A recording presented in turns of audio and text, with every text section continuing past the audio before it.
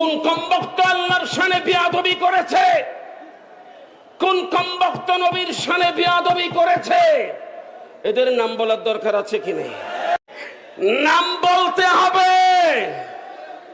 ওই সৈয়দ আহমদ বালাকুটি রায়বেরেলী বলার দরকার আছে কি নাই? সৈয়দ আহমদ বেরেলী রহমতুল্লাহ কে?